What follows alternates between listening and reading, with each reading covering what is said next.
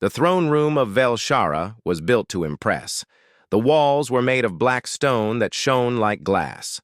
Tall silver banners with the royal crest hung from the ceiling. The air smelled faintly of metal and flowers, a mix of war and beauty. Queen. Soriana sat on her high throne, dressed in ceremonial armor. Her dark eyes scanned the 5 warriors standing before her. This was a rare day. Every few generations, the queen's daughter was given the right to choose a partner. The chosen one would help raise the next heir to the Velsharan throne. The 5 candidates stood in a line. 4 of them were powerful alien warriors, champions of battle from different star systems. The 5th was different. He was human. Commander. Elias Vance wore no heavy armor. His clothes were simple, a dark coat and boots, the kind used by starship officers. His shoulders were broad but not massive, his hands more suited to writing reports than holding massive swords. His hair was short, brown with a touch of gray at the edges. He stood calmly, his eyes steady but not challenging. The court whispered about him. "Why is there a human here?" one noble muttered. "He has no chance," another laughed. "They say humans are clever, but cleverness does not win wars," an old general said with a smirk. The Princess Kaelira stood beside her mother. She was young, but carried herself with dignity. Her armor was light, silver and blue, designed for speed. Her golden eyes studied each warrior in silence. Queen Soriana's voice cut through the hall. "You 5 have been chosen from many. Each of you will face 3 trials. These will test strength, survival, and wisdom. The one who proves most worthy will stand by my daughter as the father of the next heir. The trials will begin at sunrise." A deep voice broke the silence. It was Rorvak the Iron Fang, a massive reptilian warrior whose armor seemed grown from his own scales. "Your Majesty, with respect, why include this human? Surely you wish your heir to be strong." A few nobles chuckled. Even the other warriors seemed amused. The queen's lips curved into a cold smile. "That is for the trials to decide. If he fails, he fails. If he survives, then perhaps he is more than he seems." Elias said nothing. He only bowed slightly, his expression calm. That night, the palace was filled with activity. Servants prepared the arena for the first trial. Weapons were sharpened, medical crews made ready, and the stands were cleaned for the crowds. Outside, the city of Velshara buzzed with excitement. Citizens placed bets on which warrior would win. None placed a single credit on the human. Kaelira walked through the palace garden to clear her mind. She was expected to choose strength, the kind of strength Velshara had always respected: muscle, weapons, and fear. But something about the human troubled her thoughts. She remembered earlier in the day when the candidates arrived. The others had boasted of battles and victories, speaking loudly so all could hear. Elias had simply listened, speaking only when addressed. When a servant tripped near him, spilling a tray, he had helped pick it up without hesitation. None of the others had bothered. He seemed different, not weak, but careful. Her mother had noticed her looking at him during the announcement. "You are curious about the human," the queen had said. Kaelira had replied simply, "I am curious about anyone the court laughs at before they see him fight." The next morning, the arena was full. Thousands of Velsharans filled the stands, their voices loud and eager. The sun shone bright, glinting off the polished weapons and armor of the warriors. The queen stood at the royal balcony with Kaelira at her side. "Warriors," she called, "the first trial is combat. Each of you will face one another in the arena until only one stands. There are no kills allowed, but all else is permitted. Show us your strength." The crowd roared. The first match was brutal. Rorvak the Iron Fang crushed his opponent in less than a minute. The alien's claws were like blades, and his tail could knock a fighter off their feet with one strike. The crowd cheered his name. The second match was even faster. A cyborg warlord named Krez shattered his opponent's weapon in the opening moments, forcing a surrender. Then it was Elias's turn. His opponent, Thaldrak the Stonebreaker, stood, 2 heads taller and carried a warhammer that looked like it could crush a starship hull. The crowd expected the fight to be over in seconds. When the signal sounded, Thaldrak charged with a roar. Elias moved aside, letting the hammer slam into the sand. The ground shook. Thaldrak swung again, but Elias stepped back, making the massive warrior miss a second time. "Fight me, human!" Thaldrak bellowed. "I am," Elias replied, his voice calm. The fight continued like this, the alien attacking with power, the human dodging, sidestepping, using the arena walls for cover. At one point, Elias kicked a patch of loose sand into Thaldrak's eyes, making him stumble. The crowd booed, but some laughed at the cleverness. Finally, when Thaldrak charged again, Elias moved so that the alien's own momentum sent him crashing into the wall, dropping his weapon. Elias pointed his blade at him. The match was over. The crowd was silent for a moment, then burst into mixed cheers and laughter. Some admired the trick, others saw it as cowardice. From the royal balcony, Kaelira's lips curved into the smallest smile. She had just seen the first spark of something her people did not understand, the strength of patience and strategy. The queen, however, said nothing. Her eyes stayed fixed on the human, as if trying to see past his calm face to what lay beneath. The first trial was over. 4 warriors remained, and against every expectation, the human was one of them. The morning after the combat trial, the 4 remaining warriors stood once more in the throne room. Their armor had been cleaned, their weapons checked, and their bodies healed by the palace medics. The queen sat on her throne, her golden crown catching the early light. "Warriors," she announced, "today you face the second trial, survival." A murmur spread through the court. Everyone knew what this meant. The survival trial had one rule: return alive. "You will be taken to the Theran Wastes," the queen continued. "A place of endless dunes, deadly beasts, and little water. You will have 3 days to return to the city. You may work together or alone. No weapons except 1 blade each. No food or water will be given. The strong will endure. The weak will fall." Her eyes swept over the warriors.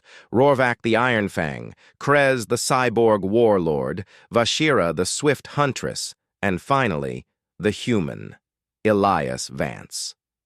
The crowd watching from the balconies whispered again. "He survived the first trial by tricks. This time, there will be no tricks." Kaelira glanced at Elias. His face gave nothing away. The transport ship left the city within the hour.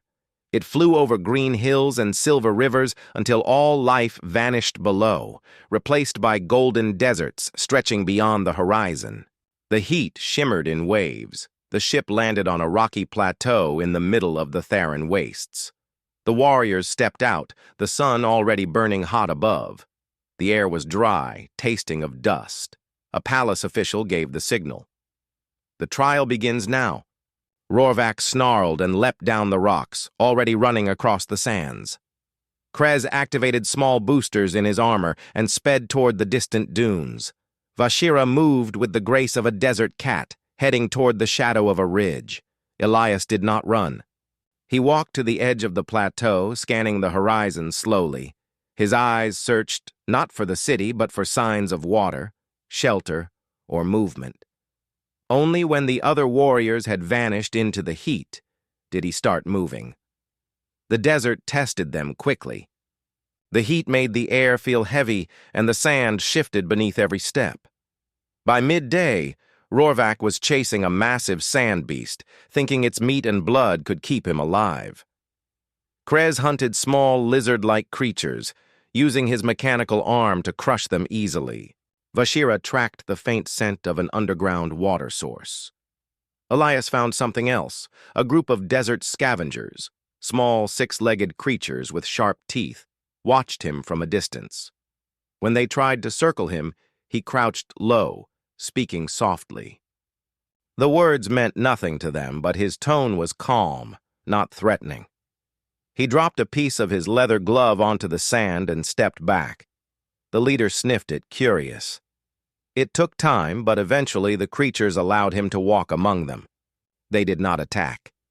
In fact, they seemed to follow him, leading him toward a shaded canyon where water dripped from the rocks.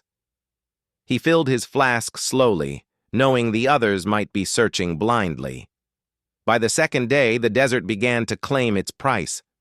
Rorvac returned to the plateau area briefly, dragging part of the sand beast's carcass. But the meat was already turning bad under the sun, and he was forced to throw most of it away. Krez's mechanical systems overheated, forcing him to slow down. Vashira managed to find water, but lost valuable hours digging it up from deep underground. Elias, meanwhile, stayed near the canyon during the hottest hours, moving only in the morning and evening. The desert scavengers remained with him, chasing away smaller predators. He had no great weapon, no cybernetic armor, but he conserved his strength. On the third day, the city spires appeared faintly on the horizon. The warriors began their final push. Rorvac charged forward with his usual speed. Krez moved slower, his armor still cooling down. Vashira ran along the ridge, leaping from rock to rock. Elias walked steadily, his small pack of scavenger creatures trotting beside him. They carried nothing for him, but their presence kept away the more dangerous predators. By midday, the gates of Velshara came into view. A crowd had gathered to see who would return first. Rorvac stumbled in, his armor scorched and his throat dry, but he held his head high. The crowd roared his name. Not long after, Vashira appeared, graceful even in exhaustion. Krez followed, his armor steaming faintly from the heat. And then Elias entered, not running but walking calmly, flanked by the strange desert creatures. The crowd stared in surprise. Even the guards stepped back as the scavengers stopped at the gates, waiting like loyal hounds. "How?" a court noble whispered. Elias gave a small shrug. "I didn't fight what I didn't need to fight. I listened. I watched. The desert is not my enemy." That evening, the queen called the warriors before her. The crowd filled the throne room again, eager to hear the results. "You have all survived," she said. "But survival is more than strength. It is also wisdom." She looked at Rorvac, who stood proud despite his exhaustion. She looked at Vashira, who had moved with skill and grace. She looked at Krez, who relied on his machine body to endure. Then she looked at Elias. "You walked into the wastes with no special weapons, no armor, no beast to carry you. Yet you returned unhurt, with companions at your side. That is unusual." Elias bowed slightly. "Your Majesty, sometimes the land offers you allies, if you do not force it to be an enemy." Kalira watched from the side, her thoughts racing. The human was proving something she had suspected from the beginning, that true strength was not always about who struck hardest. The queen gave no sign of her feelings, but Kalira noticed the way her mother's gaze lingered a moment longer on Elias before she dismissed them. The next trial would be the last, the trial of wisdom. And for the first time, Kalira wondered if the court's laughter at the human had been a mistake. The morning sun poured through the tall windows of the throne room. The 4 remaining warriors stood before Queen Soriana for the third and final trial. The air was heavy with expectation. The combat trial had shown strength. The survival trial had shown endurance. But the trial of wisdom would be different. The queen rose from her throne. "The galaxy is not only fought in arenas or deserts," she said. "It is fought in words, alliances, and choices. Today you will face a challenge that will test your mind and your ability to protect this kingdom without drawing a weapon." The court listened quietly. This was not the trial most Velsharans admired. In their culture, wisdom was respected, but it was rarely as celebrated as raw strength. Beyond our borders, the Queen continued, there is a council of alien leaders who have sent us an urgent message. They threaten war over the mining rights of the moons of Harion. I will send each of you to speak with them. Convince them to stand down. If you fail, they will send fleets to attack us. If you succeed, Velshara will remain at peace. She looked at each warrior in turn. You have one day. The council chamber was on the far side of the palace, prepared for off-world guests. Tall columns lined the room, and the great oval table in the center was made of stone from the Harion, moons themselves. Waiting inside were 6 alien diplomats, each from a powerful neighboring world. They were not pleased. The lead diplomat, a tall insectoid being named Zarvel, tapped his clawed fingers on the table. We have been patient long enough. Velshara takes resources that do not belong to them. We will take them back by force. Rorvac stepped forward first. He slammed his claws onto the table. You will do nothing! Velshara will crush you in battle before you touch a single moon! The diplomats hissed and chattered angrily. Zarvel's eyes narrowed. You confirm our fears. You know only war. The guard stepped between them before the meeting could turn violent. Rorvac was escorted out. Next was Vashara. She tried to speak of trade deals and mutual respect, but her voice carried a hint of threat with every sentence. If you agree, Velshara will give you fair exchange, she said. If you do not, you will regret it. The diplomats were unconvinced. Your words are no better than his claws, Zarvel said coldly. Krez followed. The cyborg tried logic, showing numbers and projections of shared profit, but his manner was cold, his tone sharp. When a diplomat questioned his data, Krez insulted their intelligence. The discussion ended with both sides refusing to listen. Finally, it was Elias's turn. He entered without armor, carrying no weapon, just a small datapad. He bowed to the council. Thank you for meeting with me, he said, his voice calm and steady. I know your time is valuable. The diplomats exchanged wary glances. They expected more threats. Instead, Elias began with a story. When I was young, my home world faced something similar. 2 nations fought over the same river. Both believed it belonged to them. The fighting lasted years, until one day the Yedo leaders met, not to talk about who owned the river, but about how they could share it. He paused, letting the silence settle. The moons of Harion are like that river. You see them as yours. We see them as ours. But they belong to neither of us. They belong to the future, to those who will live after we are gone. Zarvel tilted his head. And what do you propose, human? Elias tapped on his datapad. A shared agreement. Velshara will mine only certain areas, and your worlds will have equal access to the resources. The profits will be split fairly. We will even share the mining technology to make your operations safer. The diplomats murmured among themselves. No Velsharan had offered such a plan. Zarvel leaned forward. And why should we believe Velshara will keep such a promise? Elias nodded slowly. Because I will sign my name to it, alongside the Queen's. If Velshara breaks its word, I will be the first to stand before you and answer for it.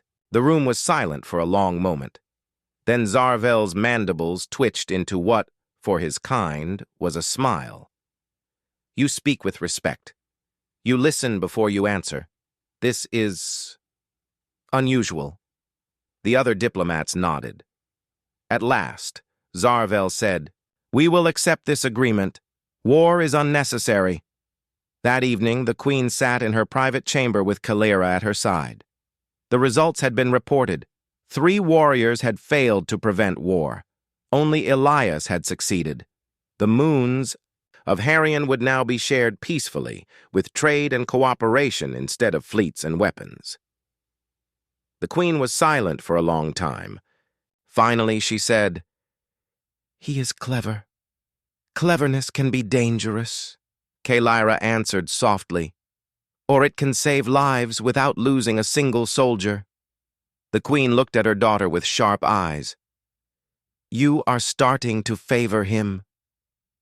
Kalyra did not deny it. I favor wisdom where others see weakness. The next day, the court gathered for the announcement of the trial results.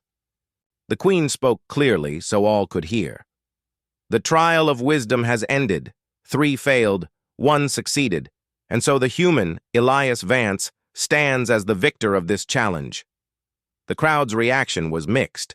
Some clapped politely, others muttered in disbelief. Rorvac crossed his arms and glared.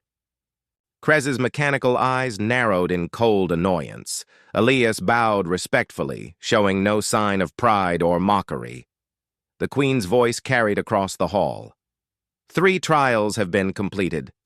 Tomorrow the princess will choose.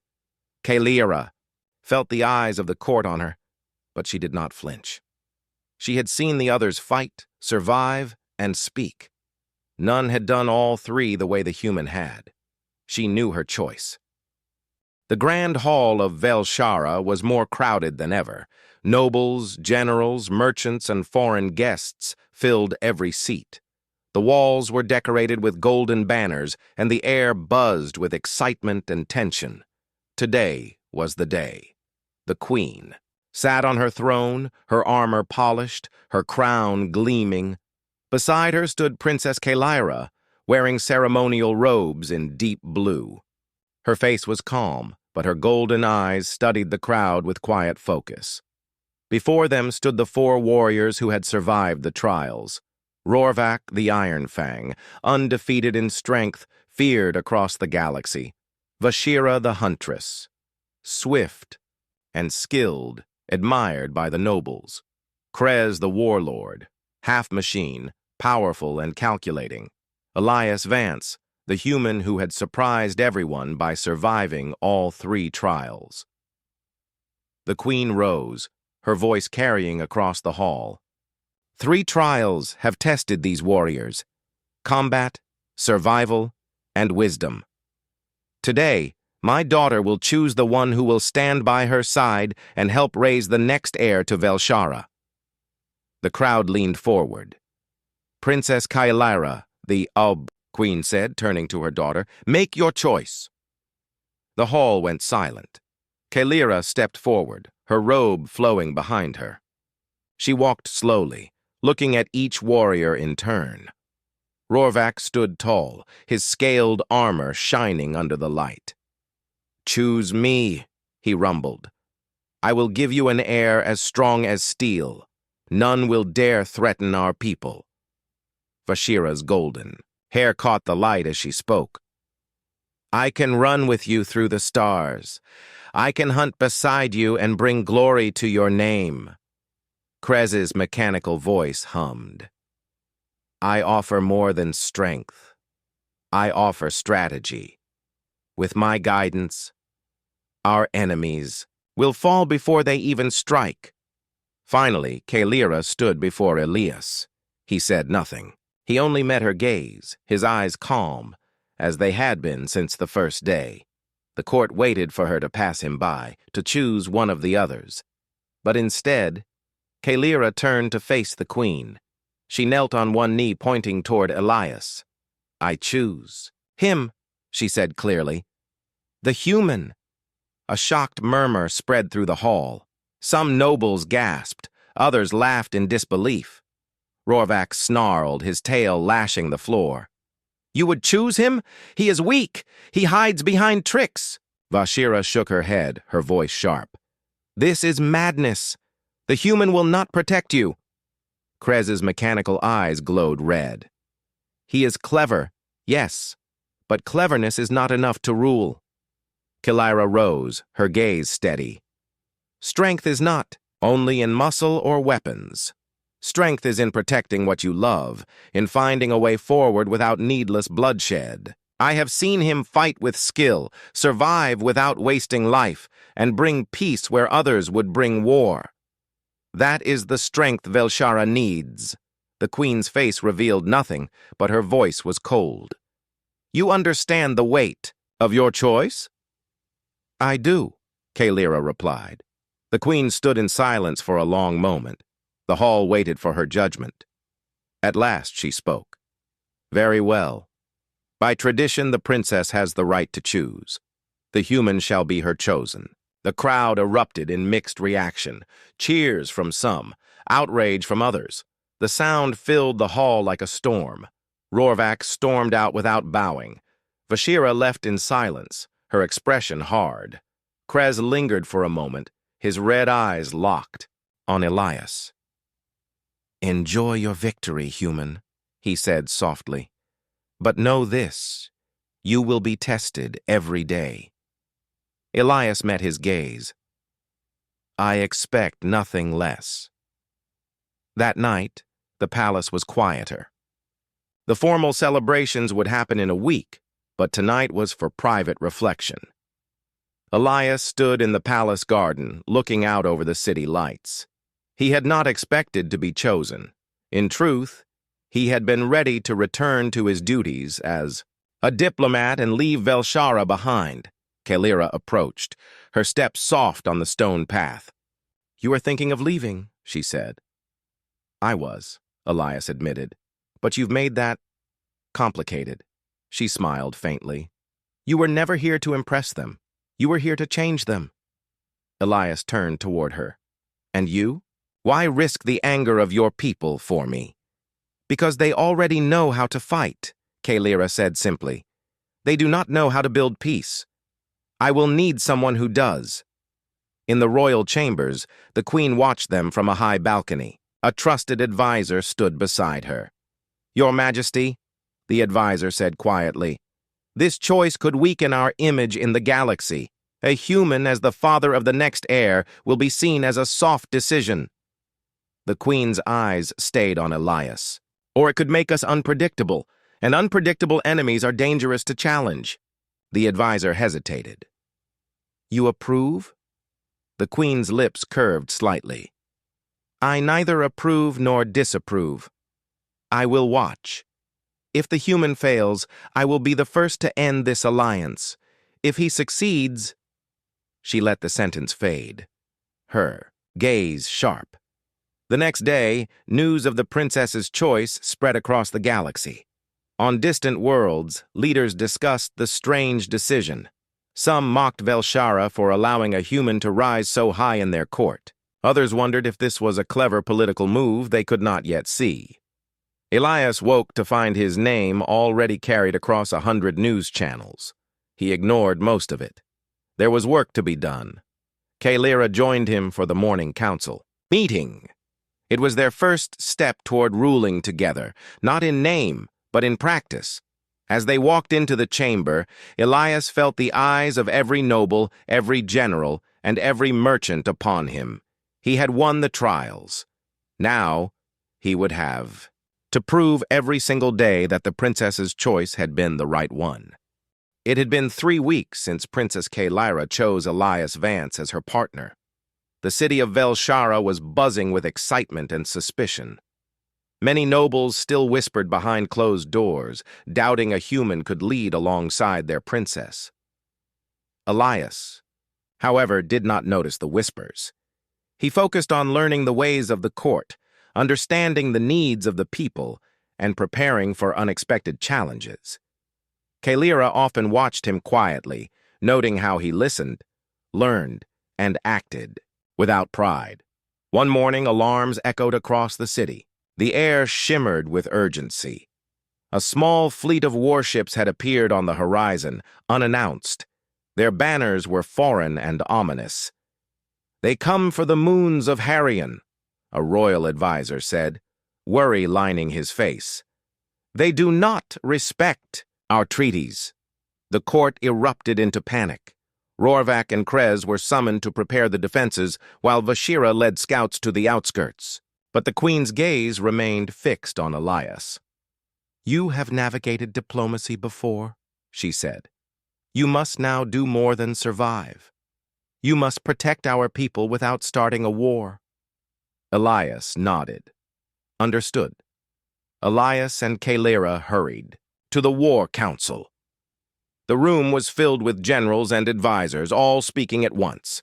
The alien leaders argued about weapons, fleets, and battle strategies. Elias raised his hand, calling for silence. "We do not yet know their goal. They may be willing to negotiate," Rorvac bellowed. "Negotiate? They have fleets above our city.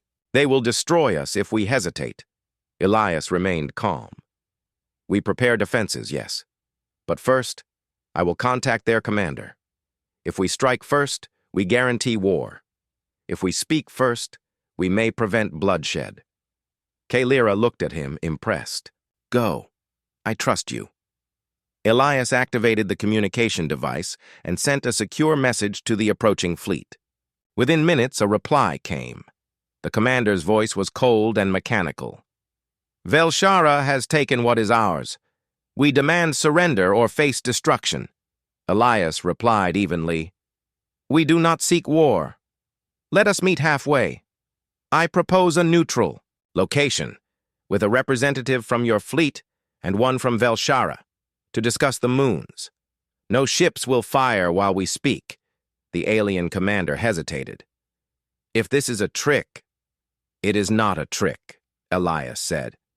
"It is a chance to prevent unnecessary loss." After tense moments, the fleet slowed, halting its approach. The queen and her advisors watched from the palace balcony. Kalira whispered, "You did it, just by speaking."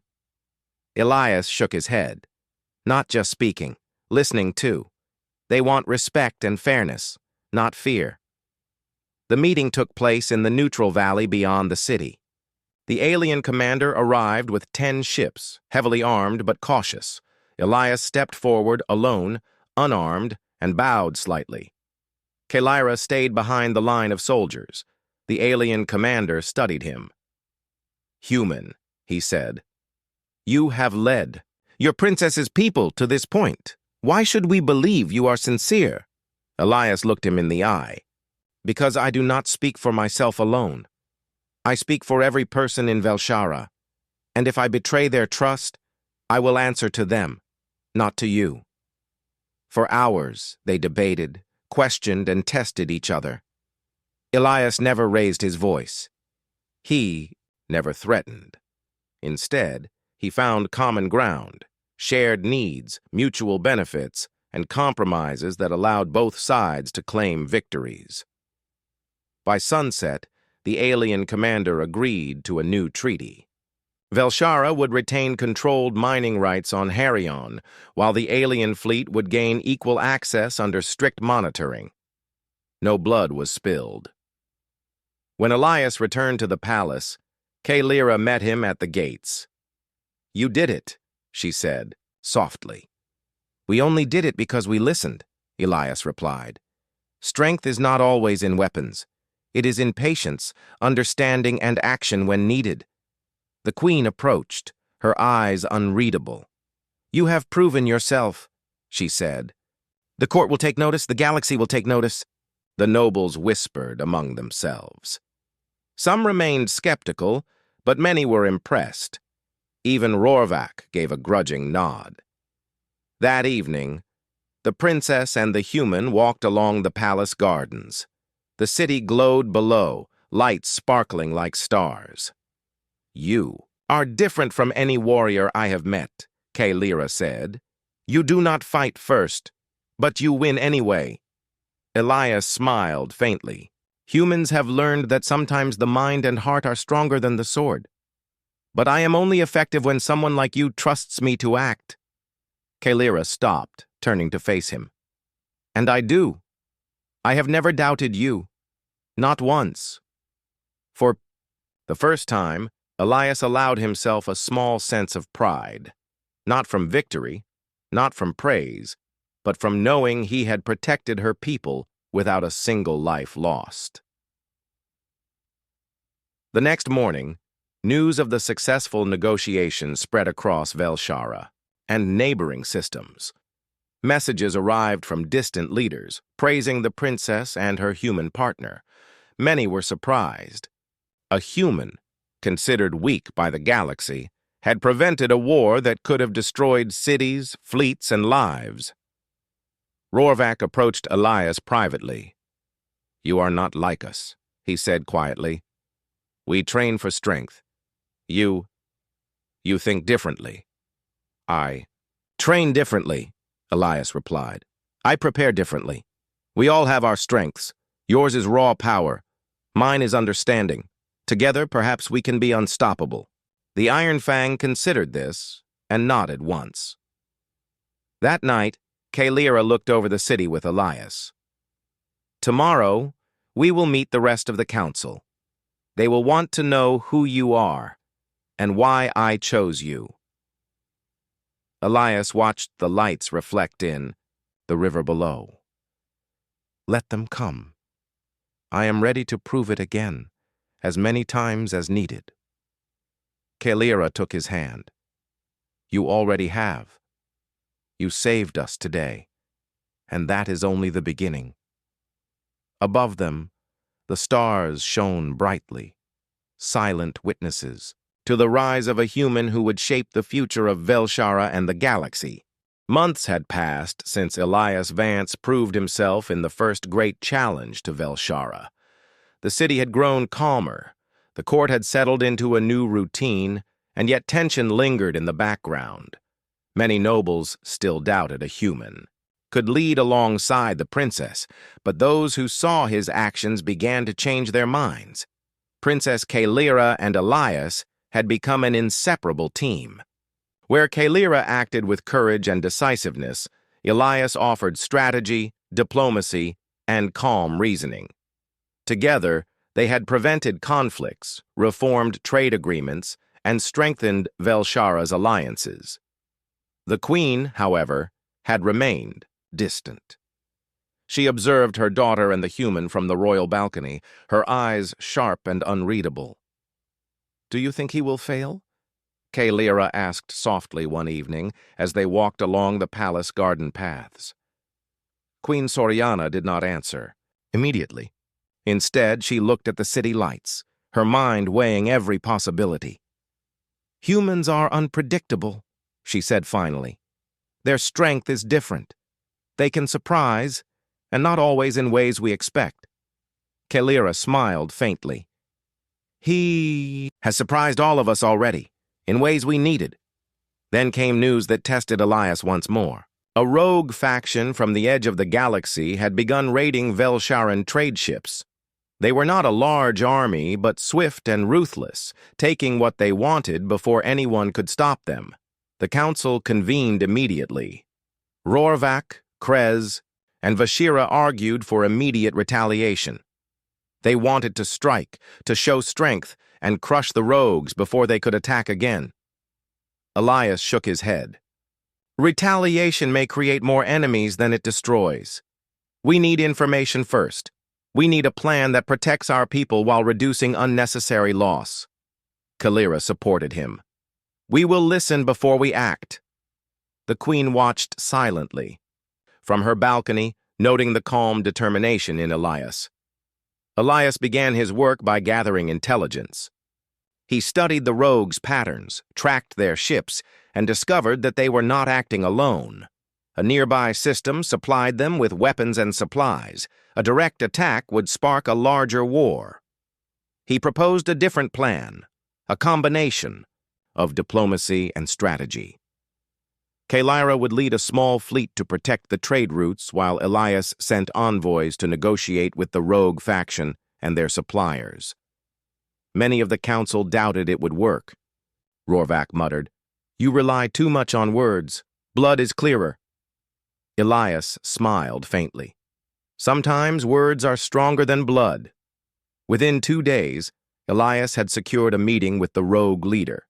The human approached the negotiation table alone, as he always did. He offered understanding first, not threats. He explained the consequences of continued raids and provided alternatives: legal trade agreements, safe passage for ships, and shared profits. The rogue leader, a tall alien with jagged armor, sneered. "Why should I trust a human or a princess? Who follows him?" Elias responded simply, because you will benefit more from cooperation than from conflict. And if you betray the agreement, you will face all of Velshara. But you will not face it alone, only against us prepared. It was a simple logic, yet clear. The rogue leader weighed his options and finally nodded. We will accept your terms, for now. Kaelira and Elias returned to Velshara together. The city celebrated quietly, relief filling the streets. The traitors were safe, and the rogue faction had agreed to stand down. News of Elias's success spread across the systems faster than any official announcement. The Queen finally approached him in private, her expression unreadable. You have done more than survive, more than lead. You have protected this city without shedding unnecessary blood. Elias bowed slightly. I did what was needed. Your people trusted me, and I could not fail them.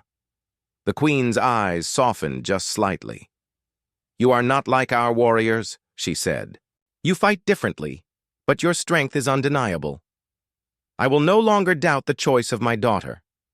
Kaelira smiled beside him. It was never a doubt for me.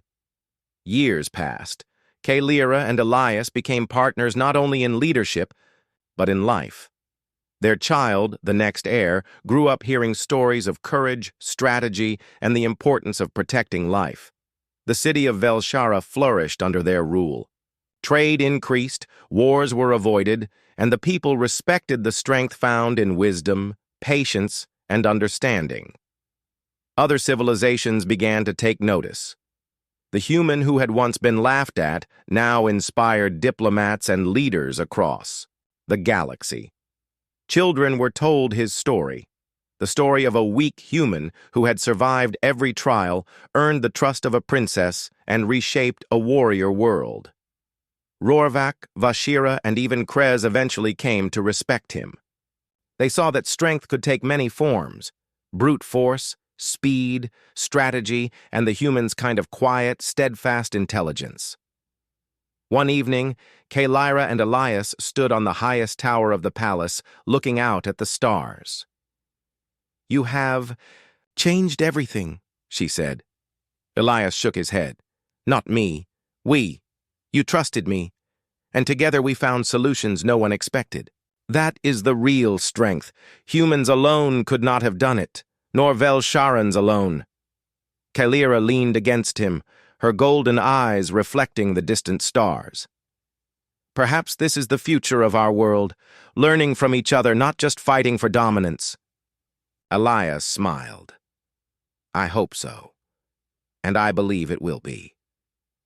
Above Velshara, the moons of Harian glimmered quietly. Ships from neighboring systems moved safely through trade routes, untouched by war. A human had walked into a galaxy of warriors, and conquered not with weapons, but with wisdom, patience, and heart.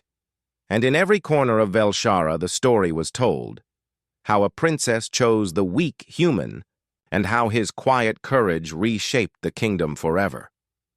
The legacy of Elias Vance would be remembered not as a warrior of muscle or firepower, but as a warrior of humanity, proving that even in a galaxy full of strength and fury, the mind, heart, and spirit could triumph.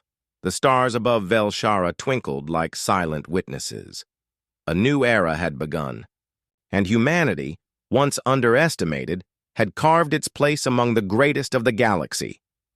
The story concludes, HFY style, humans triumph not by being the strongest in physical power, but by using intelligence, empathy, and courage to surpass expectations.